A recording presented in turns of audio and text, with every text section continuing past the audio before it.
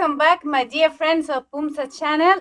We have today a very special guest, someone who have many years of experience, and for me is a really pleasure to share this time with him.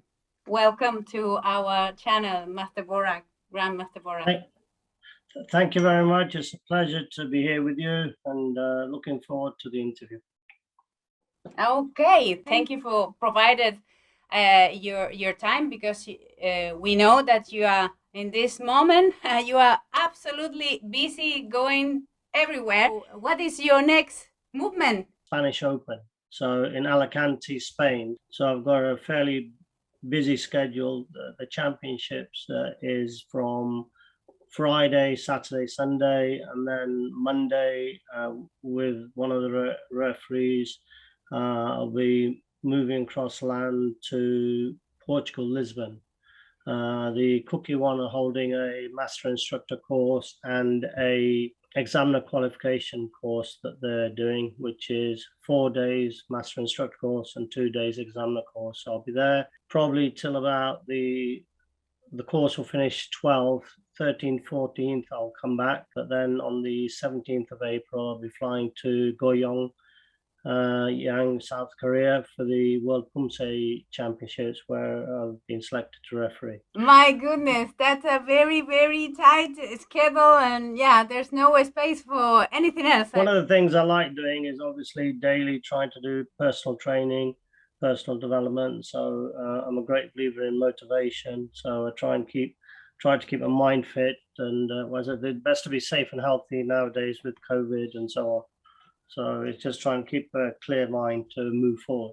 Absolutely. Master, first of all, congratulations that you have been selected for the Poomsae World Championship. And talking about that, how many years you have been involved in Taekwondo? How many years you have been, focused as an international referee for Poomsae? Basically, on my side, I started training in the 1970s. Things were different then. Back in the 70s, the first martial art I did was, like a lot of people, Kung Fu, and then I did karate. Once I came to Taekwondo, I stuck with it from 75 onwards. In them days, our instructors would actually teach everything from fighting was obviously predominant in most people's mind in them days. And in them days, I was a lot younger, so blood was hotter, whereas now more calmer. So the emphasis was based on doing good basics. I like a lot of people, I think, at the time in the 70s, my format of training was with the ITF. So I trained all the ITF forms originally, from Sajimaki, Tosan, Yulkot, Ponyo, right the way through up to the black belt forms. And over the years, as I went through the dance structure, one of the things I made sure is I did the forms. At one time in my classes, I was teaching the ITF forms, the WT forms, the Palgues, the Teguks. So it was a lot for people to absorb. But as time progressed, we cut out the others and just concentrated on the Teguks. So from beginner to black belt, you had the 8 forms, and then you had all the different black belt forms going up all the way through. Forms have been part and parcel of the training throughout the martial art career, really. I've been a professional instructor, say, since 1982, but teaching since 1976. So one of the things we were told when we started, that part and parcel of it was that if you can train or teach children and work with animals, you can work with anybody. So our instructor used to always make us teach the new beginners as they came in. They had to get through basics. So the rigorous initial training, which is a basic foundation of building anything major, the building blocks, was very important. So ended up doing a lot of, when we originally started, you didn't actually do any fighting for 6 months or 8 months. You just practice technique. And when I look at things like Poomsae, that basics is very crucial. It's understanding how to do a movement, how to use your body, making the movement soft and hard. So it's important that people understand, fighting isn't everything. It's like one hair on your body. So Poomsae there's many aspects. There's also, you know, destruction, there's self-defense, application. And rather than just do the movement, you need to understand how to apply it. And it has to be effective. There's people who are tall, thin, small, fat, maybe physique is not athletic, but the thing is, you can still make the application of movement, you know, do something for longevity of life. So Poomsae is something that a young person can do, and also a more mature person. As I've got older, I'm beginning to realize that. So, as you know, I had my 64th birthday a week, 20th of March. So over the last 2-3 years, I'm analyzing everything in a lot more depth. Over the years, I came more involved with the refereeing back in 2005, 2006. I actually qualified as the first person from Isle of Man as a Karigi referee, which was, my number was 051-001, and my Poomsae referee number 007-001. So I was the first person on the 7th course, which was in Lima, Peru, where I went. So I went to South America in 2000. I decided like today to go tomorrow, literally on that course. But I was very blessed to link in with the Isle of Man at the time, to become an associate member of WT. So from that direction, I had been involved in Taekwondo British from the like 1970s, but there's been different organizations and stuff. But I've been working as I say, as an independent master since 1982. So a few years. Blessed in one degree, but saddened on 20th of March 2020. I had to shut my academy because of COVID. My academy, I've been working on a project to redevelop it into student accommodation. So now that has been converted, and I cleared all debts, and happily now I'm free to do more things which I weren't able to do. When you have a academy running daily, it's very difficult to actually, you know, go anywhere and do other things, whereas now I can concentrate on my own personal development as well as teaching. I do a lot of consultancy work and work with different groups and countries, for sort of locally, nationally, internationally still. So that's still moving very, very nicely, as you can see with my travel schedule. You know, just over the next 6 months, all being well, should be in the USA, should be in Korea again after I come back from the World Championships. I'm working in India. I have many students or people over the years. We were very lucky that, say, based in Nottingham, I was very close to the Nottingham University. So we had international students that would come to study. Say a medical student would be here 5-6 years, and in that time they would start as a beginner and develop up to black belt, first, second, third. I've got from beginner level up to black belt 7th dan that I've trained and still I work with now. So some of them have achieved 8th dan as well, or help people achieve 8th and 9th dan. So there's a spectrum of range of people. But in that, it's very important that, you know, you work the Poomsae, you understand the application. When I started on the Poomsae side back in 2006-07, was when I did the course. But for me, I did the World Championships in 2007-08 in Ankara. The World WT refereed for Isle of Man there, and that was an experience. Since say 2007, when I refereed first time at the World Championships, to now, things have changed. I would say everything is more flowing, for a better word. There's better rhythm. If you analyze the different categories of refereeing and looking at things, you know, it's a different way to reward the marks as well.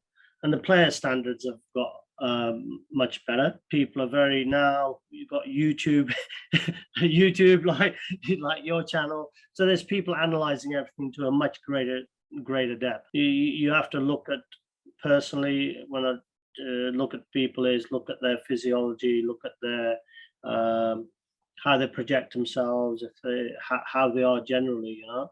You can see generally from, if you look at physiology generally in training, you can see whether people are under pressure, they're relaxed, they're going to perform well, or if they make a mistake, how they cope with it. We all make mistakes as human nature, but it can be high pressure, or people put themselves under high pressure, which I think is not necessarily, but in a training atmosphere, you can create that, or you can take people out of their comfort zone. From a competition area, just take them outside on the street and perform against complete strangers. There's different ways to methodology I would personally use or have used with my own students to get results. But Taekwondo, Tae 25%, Kwon 25%, Do 50%. So it's more the mind training, and a lot of the athletes or competitors that compete, because I judge, you've got the Poomsae side, you've got the Hamadang side, you've got the fighting side. So you have to look at different things in different criteria. I think you want the best person to win. Majority, I think, worldwide now are aware of what they need to judge for. And hopefully there's, what's the word, transparency. That's the word people use nowadays. And most people can look and you can say, oh, this is where I deducted a mark, or we all see with the same eyes. Sometimes you could get a mental block, I suppose. Vision go. I have to wear glasses normally to see long sight, but short sighted I can see the screen. So normally I wear contact lenses, but so you have to look at it and analyze it a different way. When you mentioned that Thai, Kwon, they are in both, we have 50%, but the Do is the other 50%. It's quite important. I mean, we need to practice in the same way that we train our body to, to get very clean technique in our arms or in our kick. In the same way, we should do training as well our mind, because if you have to in a place that you have never been there and there's a lot of stranger, all the eyes on you, you need to overcome that situation. And there's unfortunately certain people that are not very used to, as you mentioned, you have created your own ways to develop in your students how to overcome that situation. And I think it's quite important. Another thing that you mentioned is we as a martial art, we need to develop different ways. I mean, there's not only Poomsae. In Poomsae, you have many aspects involved as well. How you can transfer your body weight, how you can create the power, and if your body is relaxed, if your position is the right one. I mean, there's too many things that you need to check and work on it before to do 1 minute Poomsae. A lot of the training and stuff should be geared to the performance itself, because most people probably don't step out their comfort zone. It's a lot to do with people's comfort zone, and when you're training or learning, I think the atmosphere has to be created such it's a two-way communication. From, if I think back to how I was taught, say, in the 70s to 80s, we used to get beat up and you were petrified. If you did something wrong, you had to stand still and not move. Whereas when teaching and working with people, you have to make them comfortable. So when people are receptive to being taught, the learning process is much better. They can learn in 1/10 the time of skill. Say repetition is to 2,000 times to do a skill, muscle memory and things like that. If somebody's good, you can work it within 100. So you work it in 1/10 of the time, or you can work it much quicker. So, and also how people have their own comfort zone. If you invade that space, people are not comfortable. So you can make the teaching and competition atmosphere, because you can see certain people that are in the zone when they compete. Others you can see they're in the zone, but maybe they're not quite there. And also sometimes people doing the technique, movement or motion, if it's too tense, Tension comes out in the technique. It's like in a fight. People, you can see people are very aggressive. Aggression is going up and down, and you can see the flow. Some people are flowing, others aren't. And you need the similar sort of format, the judging on Poomsae. If you actually analyze, I actually wrote articles on forms from 1 up to 8, took a lot of research and then rehashed it and took hundreds and hundreds of photographs to do the forms. When you actually analyze the forms and movements, at the same time I was doing the courses on judging. When I was traveling, say when I started the refereeing side in earnest, back, I went from, say, Lima, Peru, to Bangkok, to China, to everywhere there was a course running. Education, in your own education as a competitor or a referee, I think is very important. Appreciate more, because when you change places, everybody has a different way of dealing with things. When you look at the different countries, I look at the ability of the person rather than worrying too much on what country they are origin from. Now, worldwide, I would say there's competitors from all parts of the world which are doing really well. It's not necessarily that Korea is winning every single medal. Work, a lot of them I know are training 8 hours a day.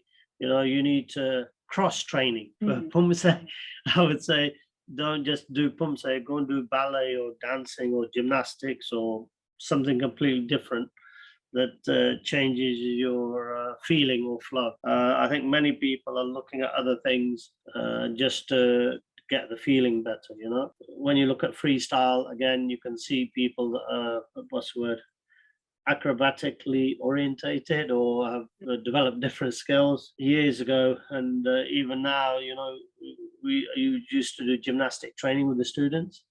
I had a world champion teaching, a Russian gymnast teaching. He's head of British gymnastics now. But they implemented a program at grassroots. So what you need to do is actually, I would say, look at grassroots development and implement a program there to actually get the children thinking differently, and training differently. It's a lot of playing with their energy. So if you can play with the energy of actually when you're training and teaching, you can see a good performance when it comes to the competition side. Certain format, you can do competition every day of the week if you wanted, I suppose. But you can go in peaks and troughs. Every day you're not going to be super duper, but it's the increments of training and accumulation of training which can get people to peak. So you have to make that analysis, I think, when you're actually training yourself. I think sometimes harder. I would give somebody personally constructive, not critical, positive encouragement rather than be destructive. Because if you want to be destructive, you can actually destroy people by what you might say to them. You can be rubbing salt in the wound when things go wrong.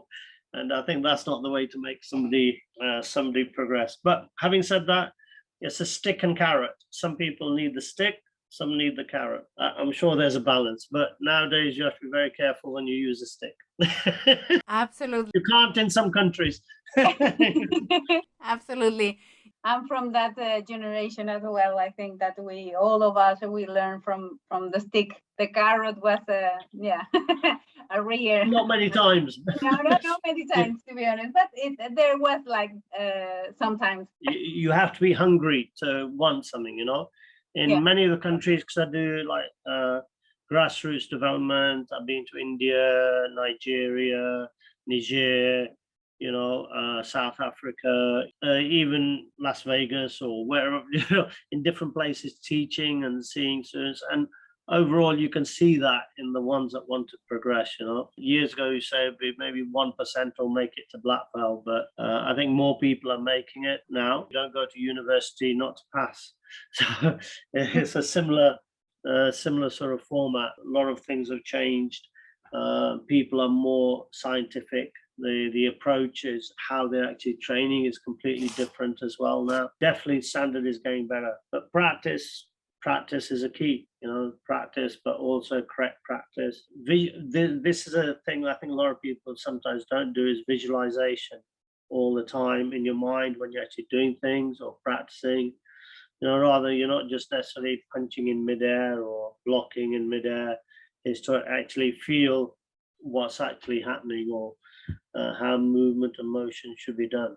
Tension is near the end of the technique rather than all the way through the technique. So, yeah, a good communication between your mind and your body, definitely. yes, yeah, definitely. A lot of people are not, when the basic foundation is incorrect, then higher, from beginner to black belt ninth dan, the technique is the same, or should be the same. How you do it as a beginner, it's the same. There's no big secret. Okay, I did my ninth dan in 2016. They said you should be flying, but I'm still trying to fly. Maybe done low block for millions of times without even thinking. Every day you practice. Iljang probably done. I wouldn't know how many times I've done that, but so you look at each form and work through. But if you analyze a Poomsae in each from 1 to 8, say you're learning new techniques and you practice them techniques. So the teaching of the techniques, you do it as combinations. I know some people really struggle to get the combination of even form 1, because sometimes I see people and I say, look, just show me form 1, and from that you can tell where we're going to be. Yeah, so basic block, low block, punch. You can see how they're moving, how their stances are, whether they're blocking the right area or they're starting from point A to B. But yeah, it's just a matter of physiology being into it's not what you got, it's the way you use it. So you can understand how people move and do their techniques. There's certain people that biologically they have, like a body type, ready to do any sport. They don't know how to use it. It's a waste. Sure, but I would say when you travel around the world, you see little children, you see adults. There's different physiologies in all different parts of the world. Where there's a will, there's a way, and you see sometimes some of the people from different body shapes doing really phenomenal stuff. You see that in Kung Fu, especially. I don't know, I've heard of Sammo Hung, the Kung Fu guy. He looks overweight, but he does phenomenal stuff flying. And he was with Jackie Chan, and him used to be like two. Jackie Chan would be the thin person, and Sammo Hung was like the fat, chubby type. But he's very good in movement, and they all do their own stunts and things like that. So to have that sort of agility, because they started off as kids, so their body would have been flexed and moved around. That actually gives them a different sort of outlook on life, I think, for later years. On the shape of when you actually look at students, there's a potential now for Poomsae, from young age to all the different categories. And it's nice to see all age group participating, from children to, let's class it as more mature. When I was younger, I used to say, oh, I won't be aching, or my joints won't suffer. But I've done a lot of destruction, so the 2 knuckles, I've had big pounding. The joints, I still do stretching and stuff, but I think as you get more older, you do feel it. But you have to keep a healthy diet, nutrition. I think more of the athletes in Poomsae, or generally, are aware of having good nutrition, taking fresh air, resting. It's not a rigid regime, but you need a balance. So you have to have a balance of, say, physical training, technique training, mind focus. Some of the better players, not players or exponents that do Poomsae well, they're very focused. They switch off. They go into their zone very quickly. They're not easily distracted from the environment, because I think a lot of it performances can be adversely effective with the slightest bit of irritation from the crowd, or in before you go in the ring or after the ring, somebody say something. But you have to have your goal orientation is very important. Focus your goal, write down your goals. They say that if you write down what you want to achieve, you're more likely to succeed to do it than just talk about it. I've written many goals, I'm still working, but certain things you write and you look at daily on a 4 or 5 times a day, to get the subconscious going, so you're orientated only to that specific target. Because if you sidetrack, it can actually mess up where you want to end up going. So if you're not clear in your target, what is it? It's better to do 10 decent kicks than 100 which aren't. So it's that focus, saying when you're punching, better to do it once, practice once diligently than think, oh, I've got to do it 100 times. One good push-up is just as good as trying to do many, but it's the mind that's got to be in tune. One of my Taekwondo brothers in South Korea, he would take his students out in the cold, on the sea, make them go into the water, make them train really hard.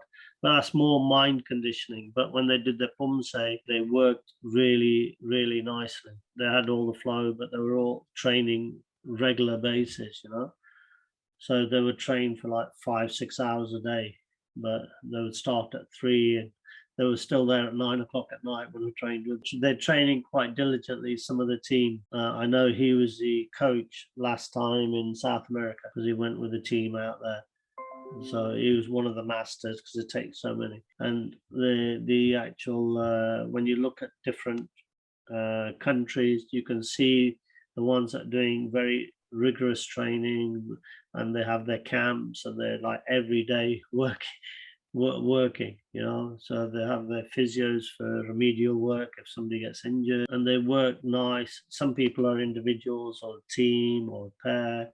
It's interesting to see. So I'm quite looking forward to see what happens in Goyang, because I think the standard will be much, much higher. I know a lot of people are obviously going to be challenged with the COVID restrictions and so on, but they exempt everybody from quarantine, but you got to have a negative PR test, so I've got to get that done.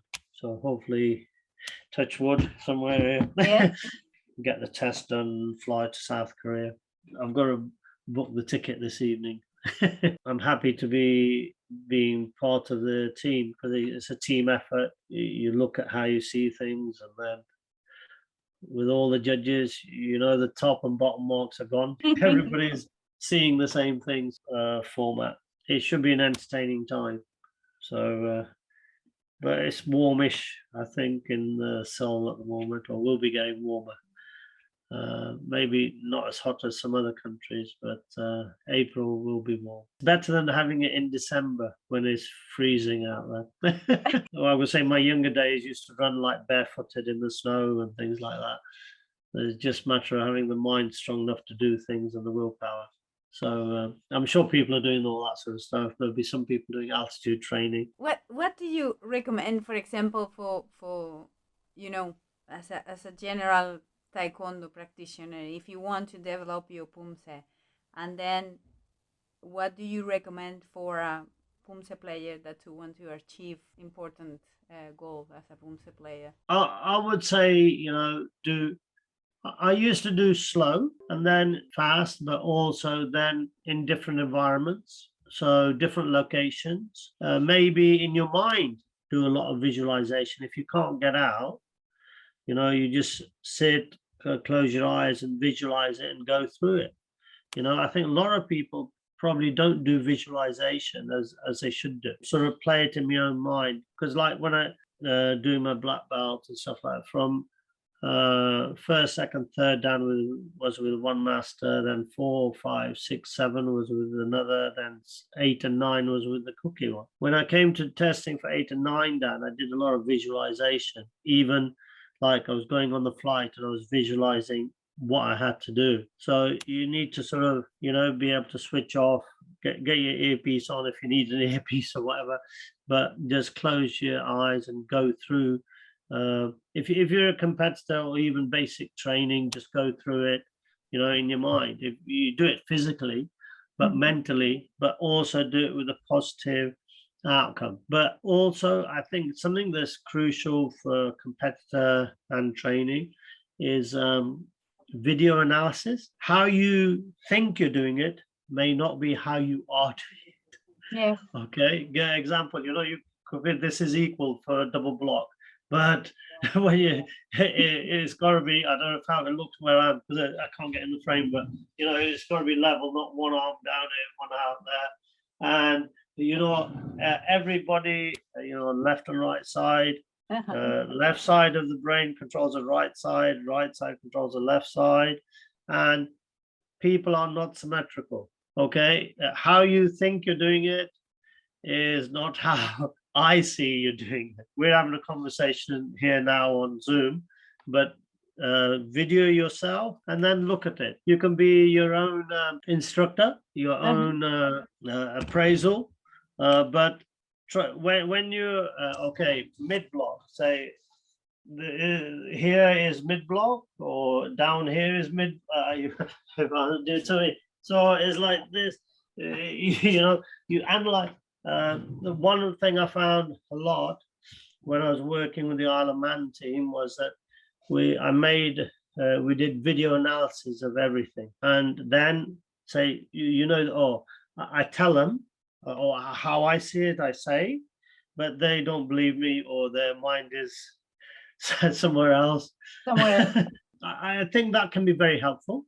I want the student to be better than me, and sometimes physically doing the conditioning is very important. Having strength and agility and flexibility, kicking, positioning of feet and things like that. For me, a big bugbear is when people kick, they don't kick with like the ball of the foot, say front kick or turning kick. The positioning of feet, angles, where do you kick with side kick, where you kick with front kick, basic things, motion and movement.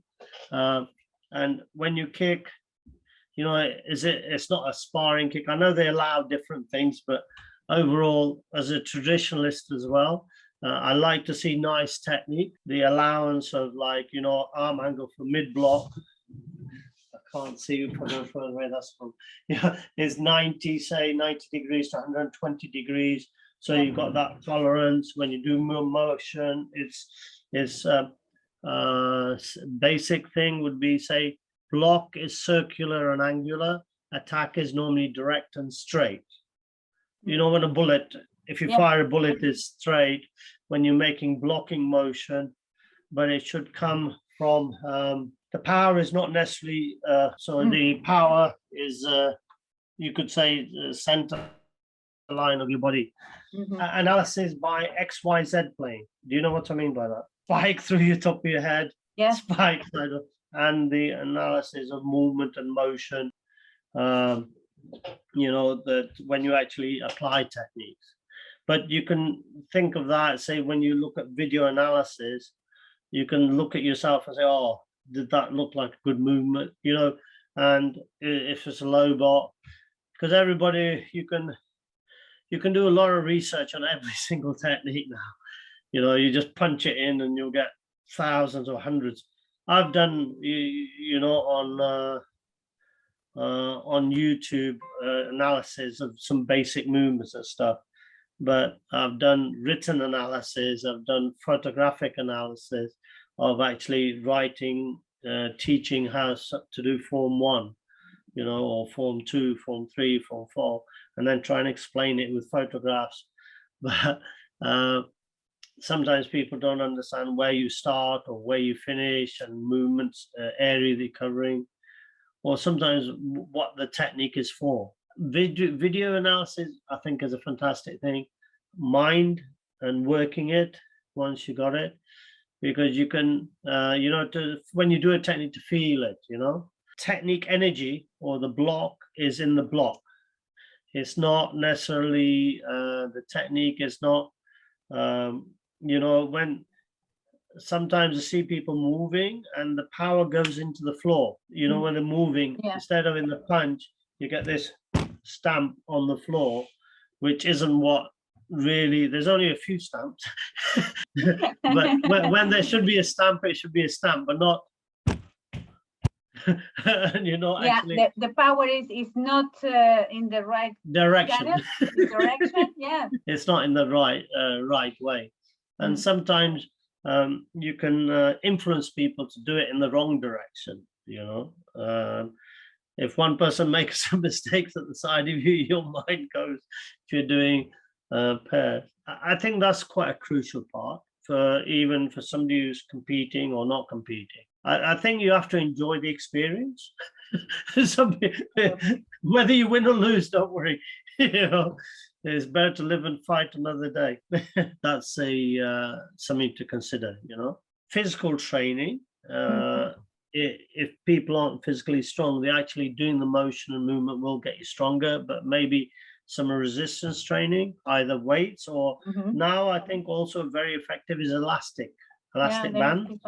I've got dumbbells here, but the elastic band is a good. It's like I've got rotary cuff injuries in the shoulder. Elastic normally worked and helped that a lot.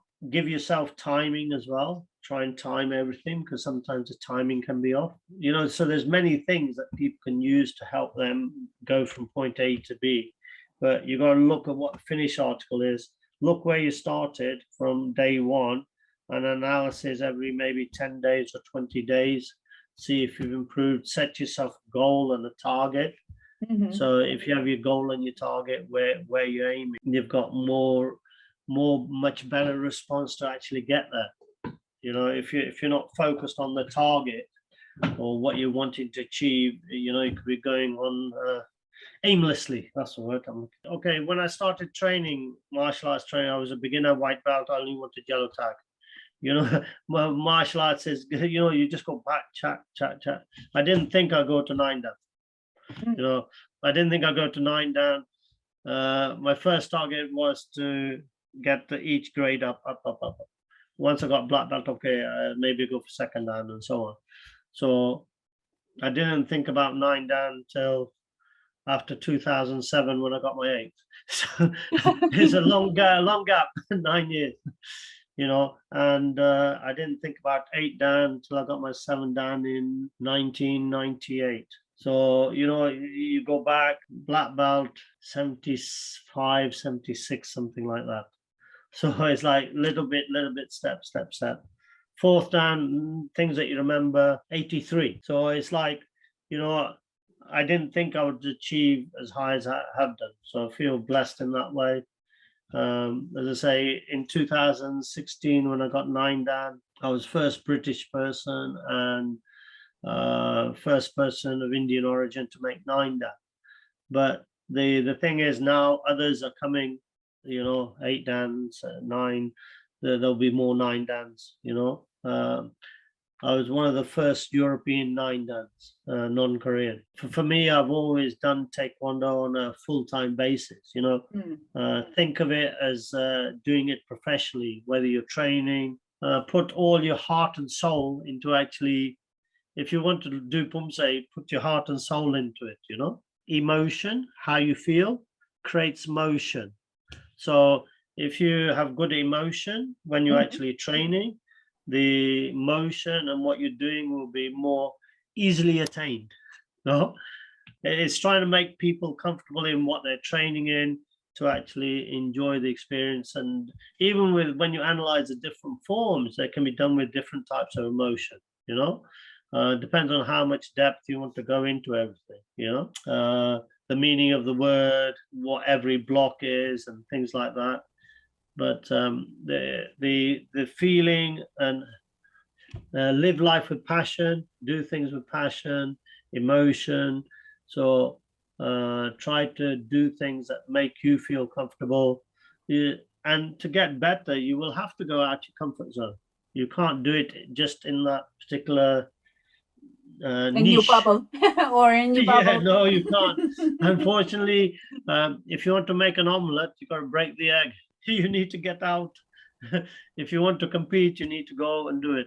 It's like even now, okay, I feel, anxiety or stress when somebody has the same vibration or feeling. So if when you're working with people, if they have they feel stress, I feel the same.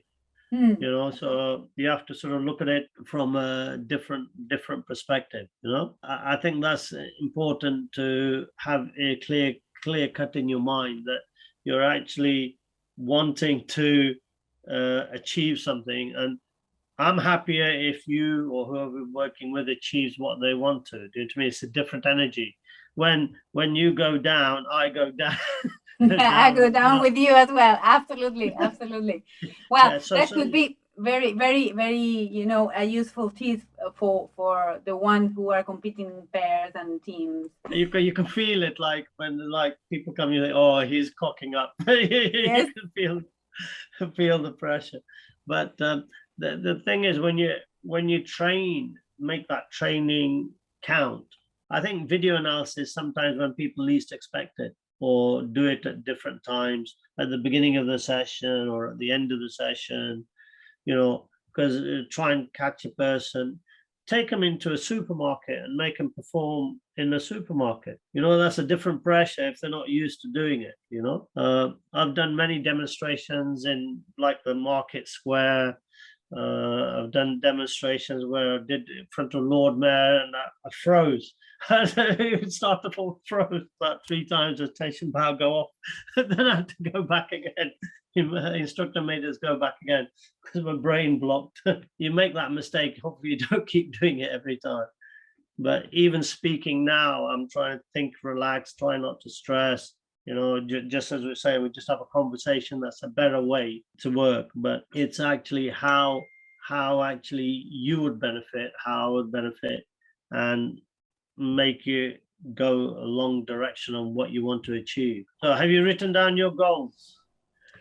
I have my goals. They are set. And I'm working towards them.